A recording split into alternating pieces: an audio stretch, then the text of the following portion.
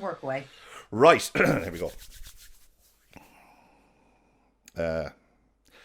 You're very welcome. It is Radio Gaga here on Mixer. We're here with the community stream team as we do our partner profiles, and lots of partners from Ireland, England, mainland Europe and the USA. But you know what? Seeing as I'm Irish, we're going to start with Irish, a bit of quality Irish. Please welcome to the... do that again. Blah, blah, blah, blah, blah. Okay.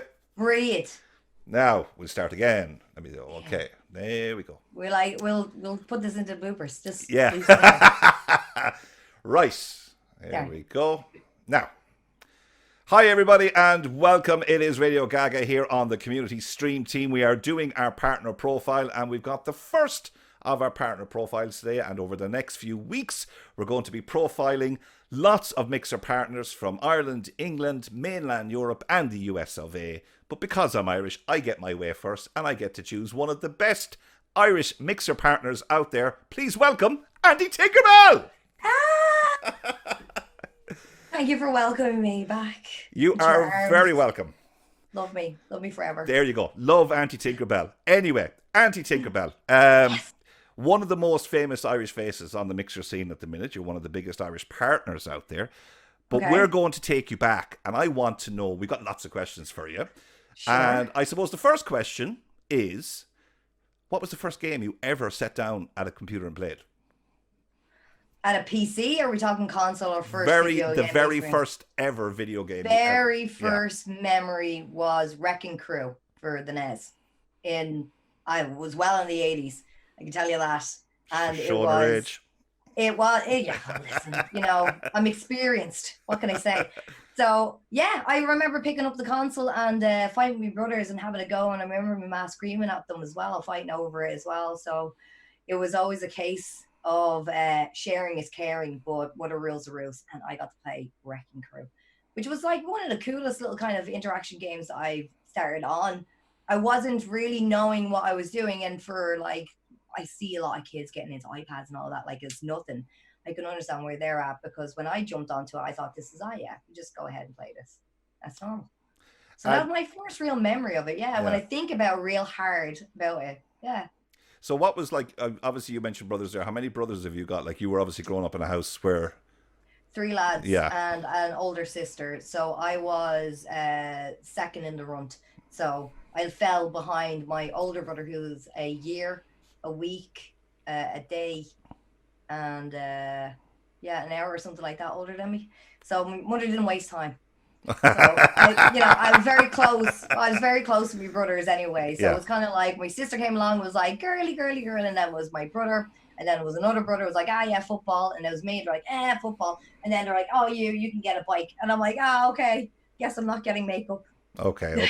So the path was laid out for you. So what was the very first what was your first console? Did you get a console, or was it a Commodore 64 or one of those? Or our first console in the house was the NES, and for me personally, for my own console, for when my parents were like, we'll get her one, wasn't until PlayStation 2. Everything was bought for my brother. It was never bought for me, not handhelds or anything like that. It was kind of like I would play with my brother's friends' Game Gear, and because I swapped it out on the sly for Jamie's Master System for a week, and it was that kind of way. But my own console, where my mother was like, here, this is for you, was a PlayStation 2. And what was the first game on that? What was the game you got with that?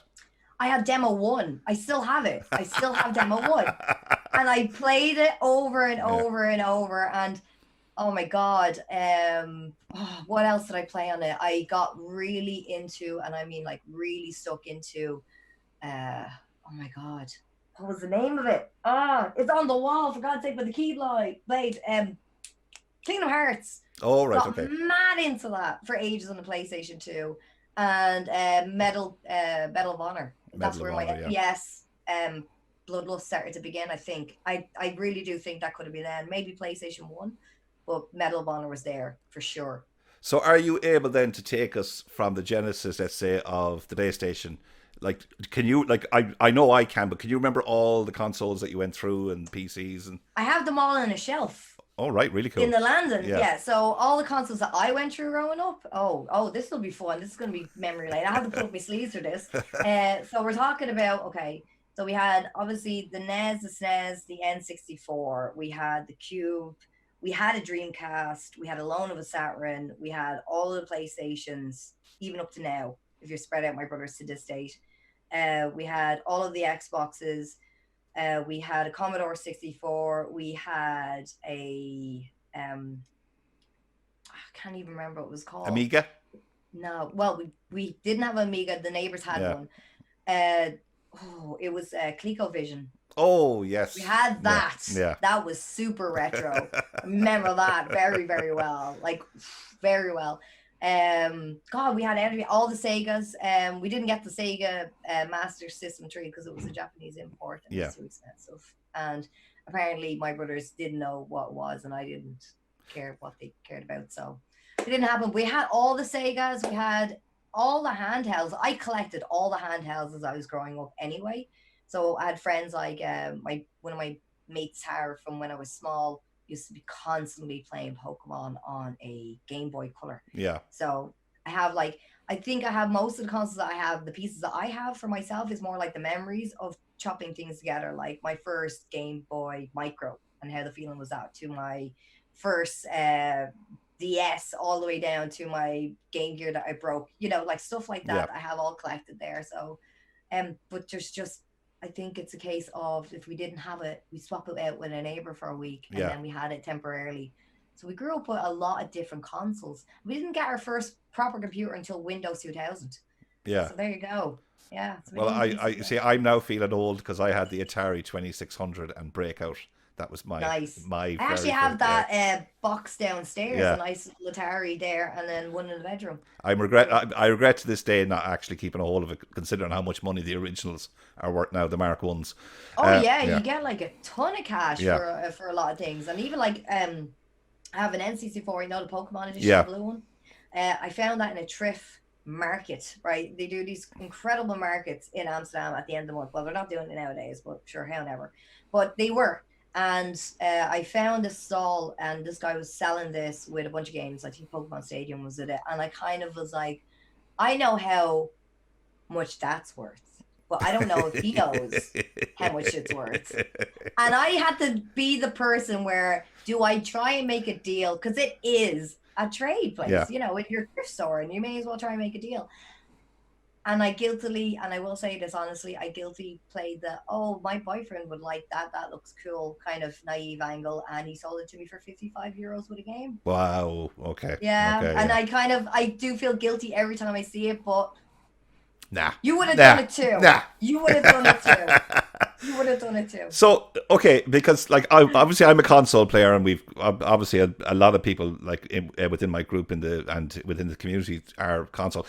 At what point did you kind of say, PC, this is going to be where I'm going to go with, PC, or because I know you're a variety streamer, and I see you with the. I was a late bloomer for PC gaming. Gaga, I was a late bloomer. I didn't start PC gaming. You can't even include solitaire on that. You can't. That's not gaming. Pinball. Pinball, man, such a game. The youngsters won't know what we're talking about. No idea. Solitaire, anyone? Yeah. No. Minesweeper. Minesweeper, man, can't. But at what point did you kind of say, right, I'm going to give this a go? Because it's a big step. I've tried it and I was unsuccessful. I just felt it's kind of like trying to learn how to ride a bike all over again, in a way. You know what I mean? But you're just using different ways of how you would do it. Yeah. Kind of like the only way I can relate it to, and people are going to be like, "You're such a strange character," is driving to the other side of the road for me, and maybe for you, right? And that kind of you got to get used to it. It's still the same mechanics. It's just mirrored, Yeah. It's just a different way of doing it. And I didn't do that until I met my husband when I was married back in 2013, 2014. I didn't get into PC gaming then. And it was funny enough that the way I got into streaming is the same way I got into PC gaming. So actually, there's my next question. So you've kind of almost... forewarned my next question. How did you get into streaming? What kind of... At what point did you say... It was a tale of woe, if anything. It was sad. So I was working at a job, and I was getting really overworked, and I knew my contract was going to be up soon.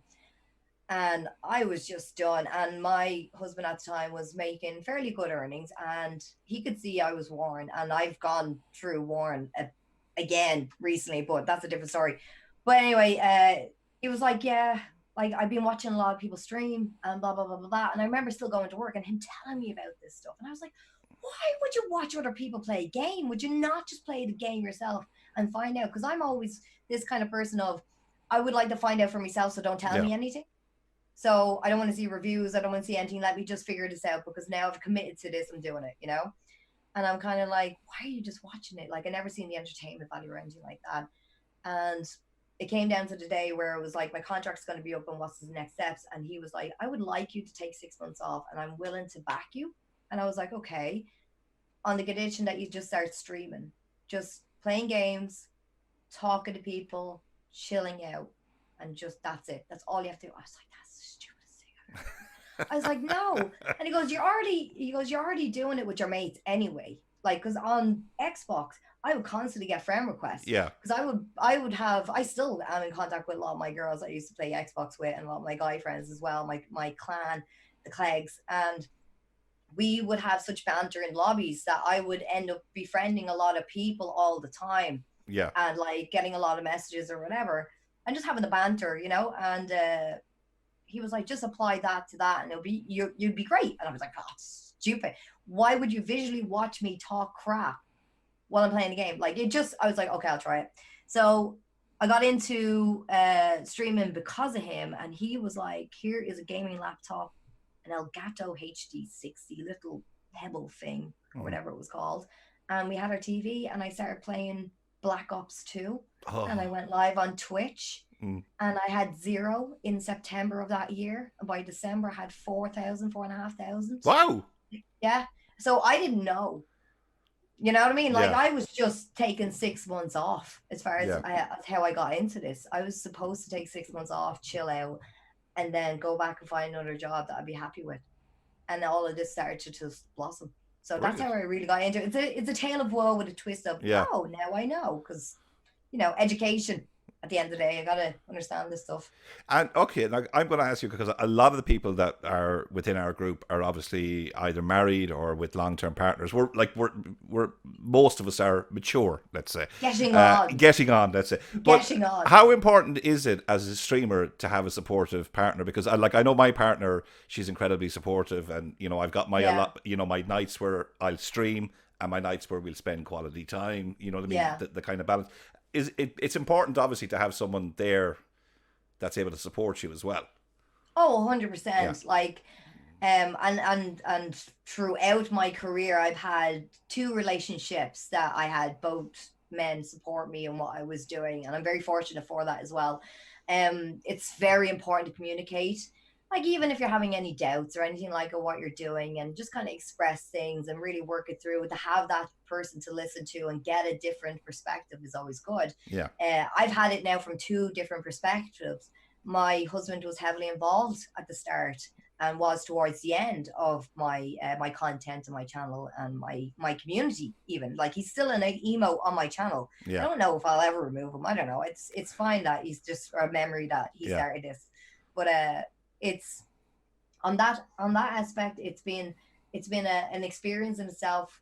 Whereas with my own relationship with my current fella now, my own partner, he likes to be in the shadows in the background. He doesn't want to be heavily involved in it, but he does want to be there to rationalize the situation, to see a bit more clear, because sometimes in this industry you do get caught up in a lot of BS, man. Yeah. And your emotions can run off, and it happens. I've caught up in it. Anyone else is guilty of it. It's okay. But it's nice to have that character there as well. I'm not saying that my first husband didn't do that. He, of course, did that. But in the way he is being in my, as egotistic as it sounds, spotlight, he would rather just stay off in the shadows and just watch me from afar and see if everything's all right. And if I need help, I'll just give him a signal. So, you know, how long were you then with Twitch before you looked at Mixer? Probably it was probably Beam when you started, was it?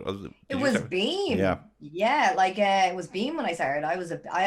My contract is, you know, Beam, like from the first get go. Like it's strange because I'm older than Mixer as a partner. Like There's a few of us out there that are older than Mixer partnership, so that'll tell you how old we are. We are literally part of the furniture. What made you move?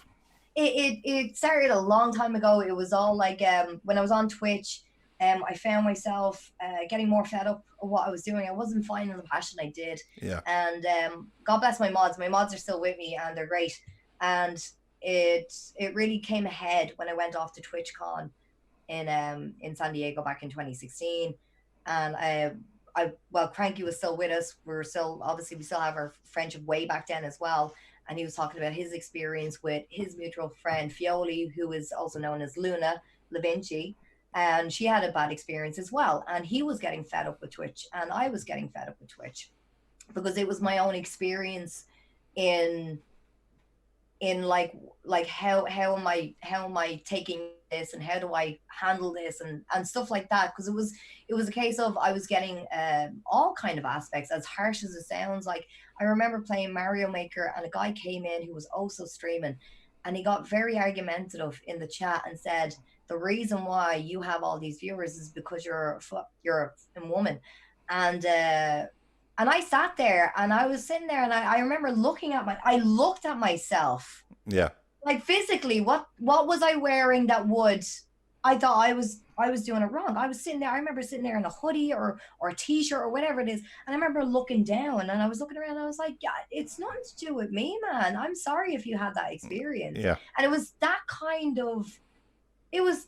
that was throwing me off. And it was a lot of different things, I think. And it was partially with other people's experience that I was like, maybe this is not for me anymore. And I was going to start letting it go and maybe move on.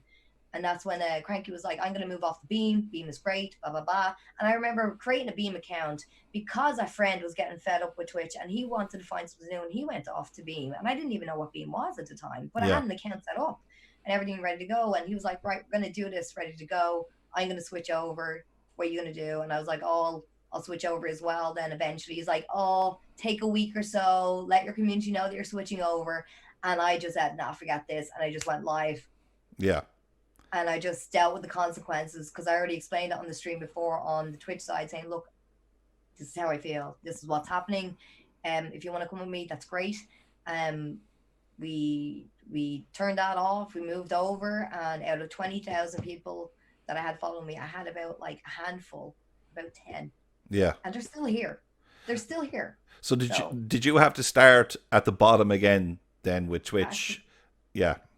Back to zero. And what sort of journey then was that, like getting back up to that level where you could apply for partnership, obviously, and become a Mixer partner? Like, what was that journey like? The journey going for partnership, now taking into consideration when I was on Twitch, I was striving for that partnership as well. Do you know what I mean? And I was trying to understand like different things and I didn't get it. I got like 3 rejections or declines or whatever way that's nice to say no. So it was kind of like, for me, I started to learn a lot of new skills and I started to apply a lot of things that I wanted to learn to what I was doing. And I sat down and I had to really think about what is it that I can do, or what is it I need to look at in order to say, okay, I'm ready for this. I am actually feeling ready for this, but I want to know if you're ready for this. Yeah. My attitude was changing at that point. Instead of like, people were like, you deserve partnership. And I was like, in the end, I was like, you know, I really do think I need to start earning this because there's something I'm not doing right here, you know? And it made me sit back and think a lot about that. So when I started from zero, I had me 10 lads or so over with me. We started a grind. Cranky was live. He started his grind. Fioli at the time, or Luna, started a grind. Everyone just started the grind. And everyone was getting to know the community. And everyone was realizing how nice it was to be there. And how friendly it was. And how much of a community it was. I could see it on Cranky. He was much more happier than he was before. You know what I mean? And I could see that Luna's journey for her artistic views and everything else that she does as her talent, she was finding her community where those guys were there, you know, Queen of Hearts and all those other cool guys, Rocket Bear and so on. So it was really, really nice. And I was going into that side of it where I was starting to meet up with lots of new people and lots of friends from Rooster and all, and starting to go into that side of it. But going on with that and taking that into consideration, it still made me think, what is it I need to do to apply for partnership? if it ever came around. And I was there for 6 weeks, from 0, 6 weeks there. Pixel Princess like, apply for partnership, but I was like, nah, I don't think I'm ready, because I was still working on things. I was like, I sat down with my own IRL boss. He was like, we're gonna draw up a business plan, we're gonna work on these things. We started working on these things. It felt like we were doing progress, and then Pixel Princess was like, just do it. And I was hearing stories from people saying who didn't get the partnership. The way the guys at Beam and Mixer still do it is they don't have this kind of like, They kind of give you an opportunity to say, okay, well, these are the things that we feel like you need to work on. Like, it's constructive. It's constructive criticism, It's not even, I wouldn't even say it's criticism. I'd say it's constructive things, opportunities you can work on. You don't need to. It's up to yourself. You can work on these. We would like you to work on these, be ideal. And it was that kind of attitude that I seen, that I was like, okay, well, I'll just go for it. And even if I don't get it, because I was accepting the fact that I was going to say no, and then we're going to start journey again. And I was just going to be like, you know what, I'll just make my own situation. It's fine. Yeah. I applied for it. I went in. They don't do this anymore now, Gaga. They don't do this anymore. So we had a voice interview. Right? Oh, wow. Okay. Yeah. So they haven't done this in many. So you get you get a letter, say, we would like to welcome you to a chat. You go in for your chat. And I had 3 people interview me, not 1, 3, right? So we had the main girl for the partner recruitment side of it, for the partnership onboarding and all that. I had my partner manager that I had for years, and I had Ethan, who was supposed to be a partner, but he went into hosting instead. So I got Wes in the end, and went in for the interview. They asked the questions. I gave them a business plan. I told them what my business plan was. I told them how these things that I have challenge me, either found a workaround, or whether to prioritize. Is it important that I have to do this? Like, is this really important to this? Rolled it all out. I answered 7 questions out of 10 for 1 answer, because I talk all the time, as you may know. And then I asked my last 3 questions, and then that was that. And they were happy enough. And they said, do you have any questions? And I said it to myself. I was like, at the end of the day, I know I'll be happy with you guys, but I want to make sure that you're happy with me. So take all the time you need.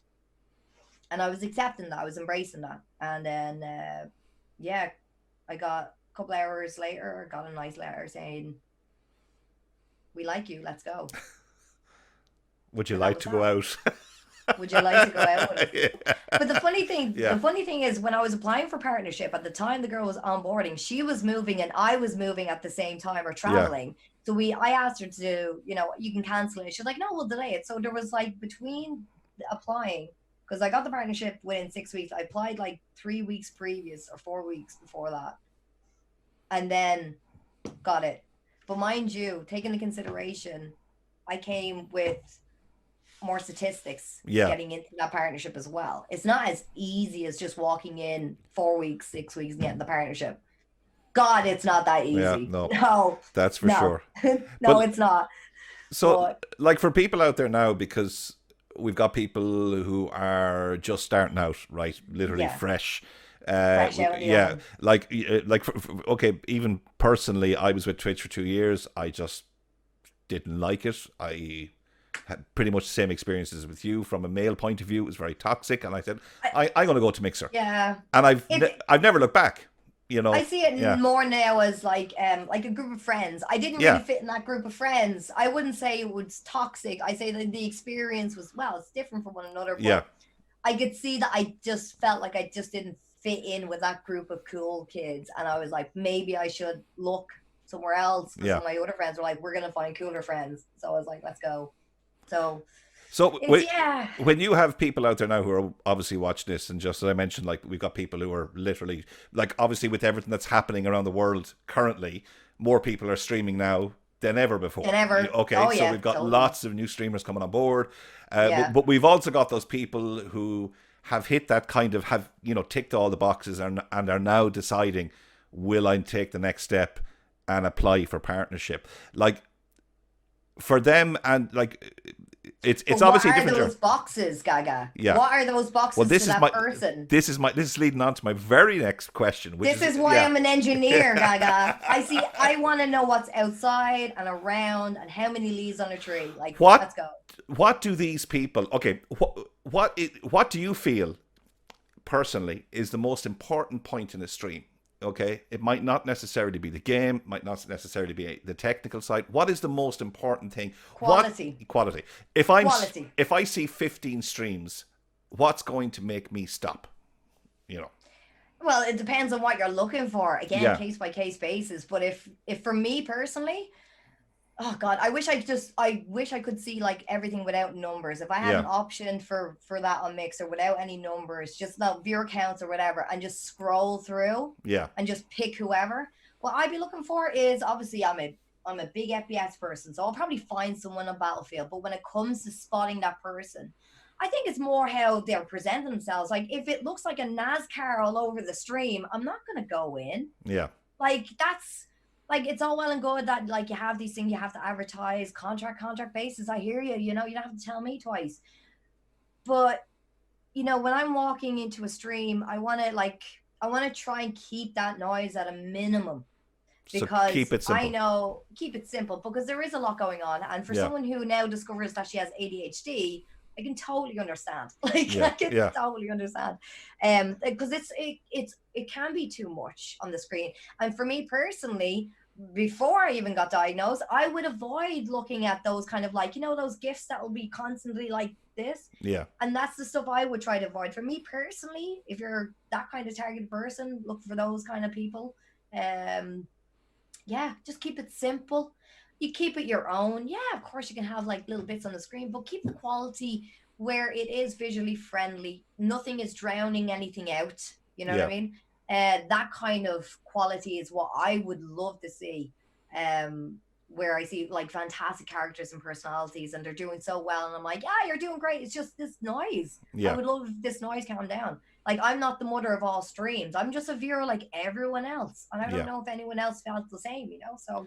And how important, obviously, and this is something that I'm, you know, like interaction, you know what I mean? Whether you've got 0 or 10,000 people watching you. Yeah. Like, how important is, from your point of view, how important is it? Like, I've watched your stream. And it's always, there's always something happening. Do you know what I mean? Like, even if you're only playing Animal Crossing, there's always something going on. Listen, you know, it's a conspiracy with Animal Crossing, and you and I and everyone knows in our community knows. Okay, there's something wrong with Tom Nook, but we'll get into that later. It is very. I think it's very, very important for the interaction, but I feel like it's both sided. It's not just one person. You know, like, fair enough if you walk into a stream and you're just like,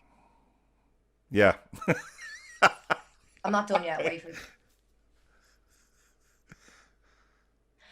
Like, how am I supposed to know you're there? Yeah. Like, that's, you know, hold on, I just go into my crystal ball and figure, I see a viewer. Unless you have your viewer count like shot up and you call someone out, if you're that kind of person, which is also like a rock and a hard place.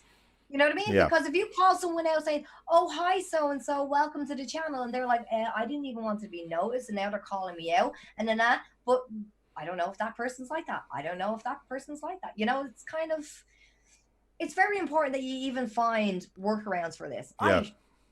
I, for one, know. Like, I had to start off a lot of the time with playing with friends. Yeah. I played with friends, mainly.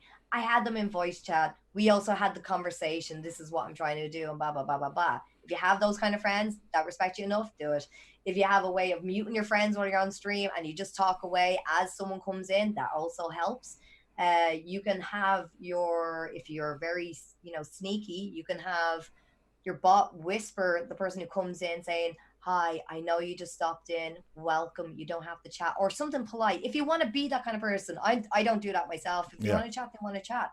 It's whatever way you want to kind of dice it out. I know that Naza had a sticker with a smiley face just to keep him focused. Yeah, I know it sounds ridiculous, but it is a key thing. Like, I have like fun things here, like down by my cameras to keep it positive, so I can keep myself going as well. So little things that the streamer can do are those things. Get your friends involved, get them into the chat, have a game with them. You know, maybe seek out and go off and find another streamer to see if they are the same. There's groups on Facebook, there's communities as well.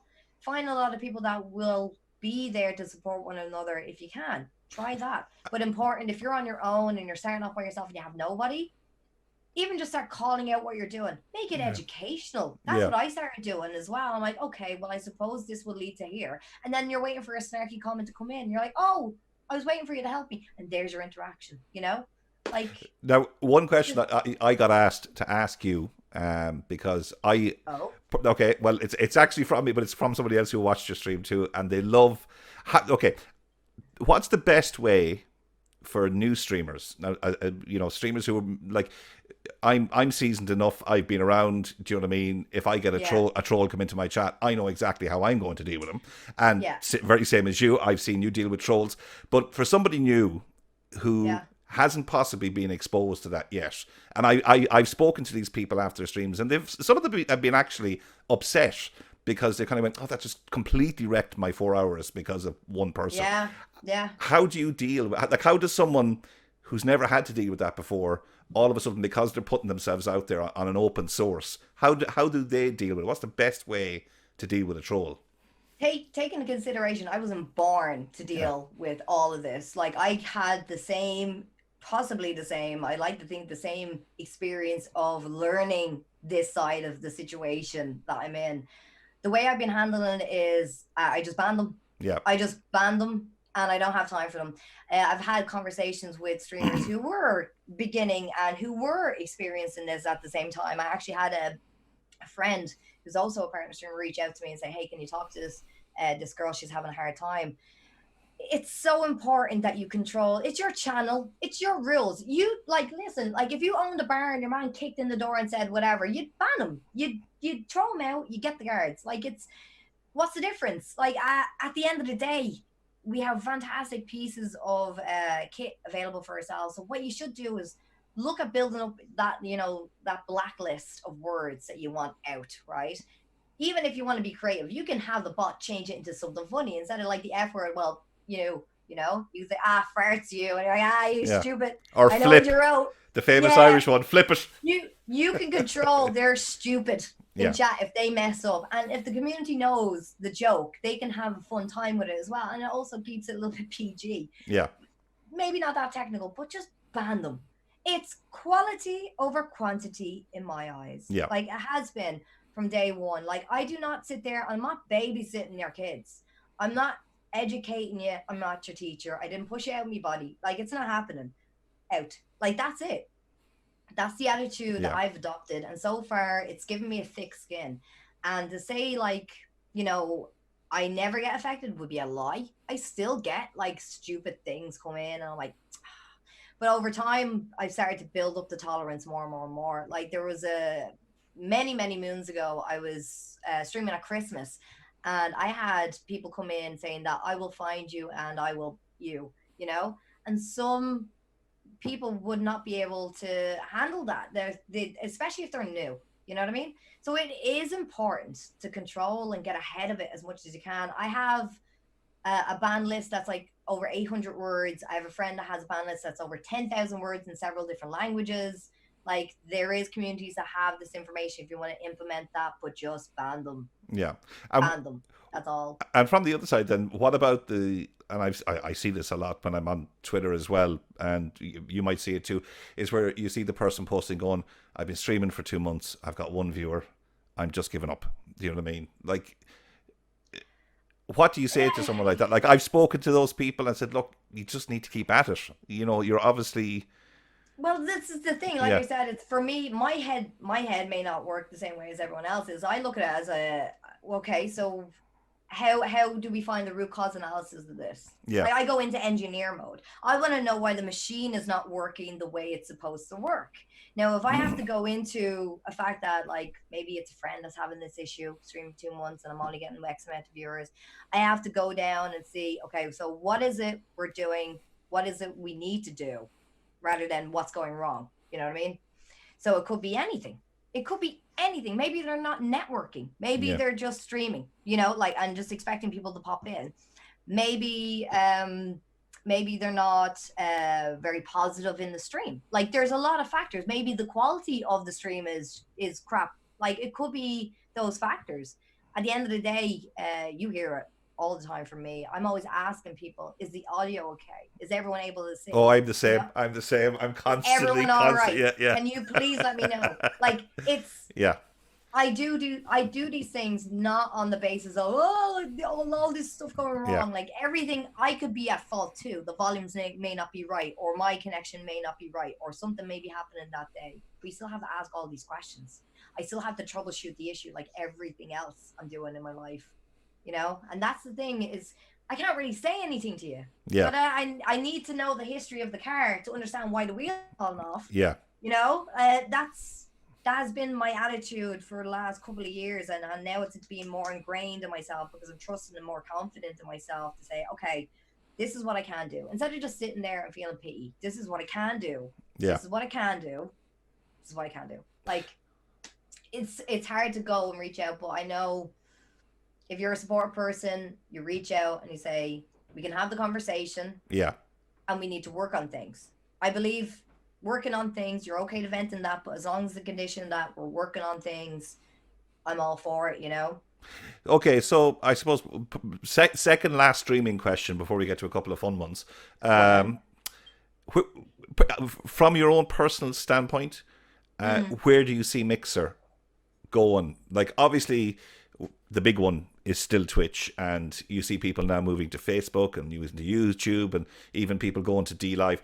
Where? Yeah, it's like the Wild West out there. Yeah. So where do you see Mixer? Like, because from my personal standpoint, and I just love it. You know what I mean? I can see it going from strength to strength with the addition of Ninja and Ewok, and you know what I mean, all and Gatalian and all these guys coming over from different platforms. Do you see it just getting bigger and bigger and bigger? I can, and I can back it up not just only for the entertainers that we're getting in, those great personalities that we're getting in on board with the lads. I see it being more strength to strength because of the fact that we're under the umbrella of Microsoft. Everything is now very integrated. Like we have on the desktop apps, I have a feature channel for the app Mixer where it's just like whoever's feature will show up on there on the app. I have it on my phone. I have it on my computers. I have it on everything, consoles, everything. And because we're going into this world where if you compare it to the likes of what Google's doing, Google Stadia and the YouTube side of it, making these contracts with these big esports events and I can see us going even more strength to strength to that because we're going to have the benefit of xCloud as well. Yeah. Like we already have, like, think of it this way. I was there at the dawn of Beam being integrated onto the dashboard. I was there. That was me. That was this girl, right? Yeah. I remember how fun and exciting to hear this. And I was like, oh my God, if they're going to be doing this. And then they were talking about the Game Pass. And then I was like, this is going to go strength to strength. So even my confidence back then is still as strong as what's going to happen in the future because we have xCloud. We're all over the dashboard, right? So we're exposed to millions of Xbox users every time they open up their Xbox. Yeah. And they're scrolling down through the games that they own, and they could happen to own Battlefield, and then you see me wrecking someone. Like that is positive. Yeah. Like, dude, like I see this strength to strength to strength. And because we're coming into the Xbox Series X era, you know. Did you see the controller for PlayStation? Oh no, the PlayStation one. Don't even talk to me about that. Did you see the Family Guy meme? I posted it. Anyway, it's great. It's like, what is this? So good. But yeah, I can see the strength of strength. And like I said, we have that umbrella. Yeah. We have everything under that. We have the Surface, the Office. We have 365. We have Cloud. We have Xbox, obviously enough. And then we have the Ultimate Game Pass getting introduced, the backwards compatibility. You know, it's going to open up a lot of things. And with that, I like to see Mixer's going to be floating along with this. Yeah. Because I'm looking at that, and then I'm looking at what Google's doing. Yeah.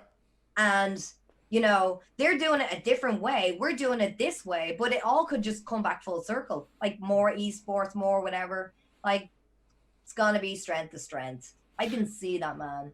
Right, next question for you. This is the techie one, all the techies, because I was warned when I was starting these interviews, you have to find out what's under the hood. Go for it. So what has Antitinkerbell got under the hood when she's streaming? What's she streaming from?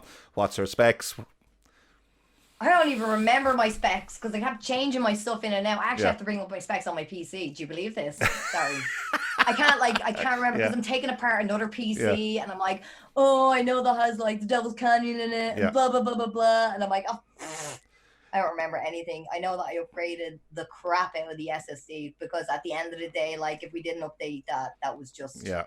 I mean, because I got asked, make sure you find out what they're running. Make sure we find out what the partners are using. Why are the streams looking so good? You know. Why are they looking so good? Yeah. I have my GPU that I got from the PUBG Invitational from 2017 slapped in there. So you got your 1080 Ti. I have my beautiful CPU that I got from the same event is an i7 7700K. Wow. Okay. Yeah, so you can with that.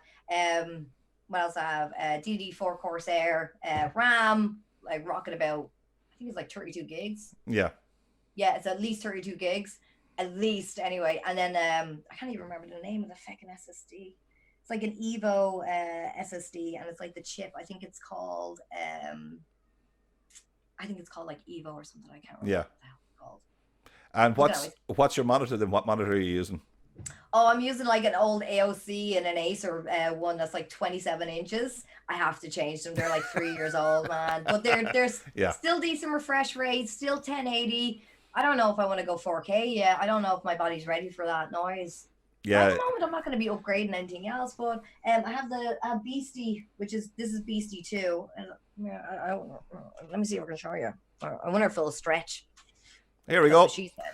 There we go. Antitinkerbell's room. Oh, wow. That is a nice looking piece of kit.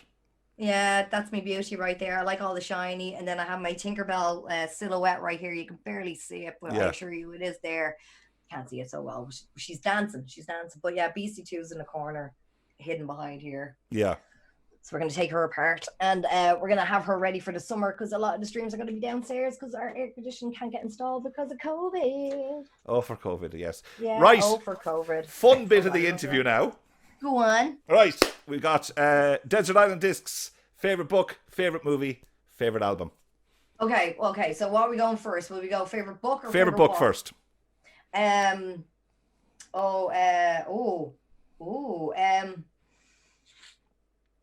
Probably Bring the Shining. Oh, good choice. Okay, Bring the Shining. Okay, what's the other one? Yeah, favorite movie?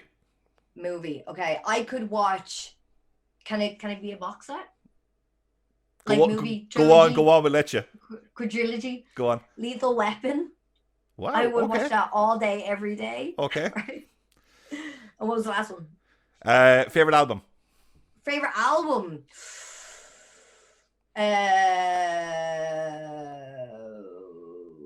Definitely an NoFX album.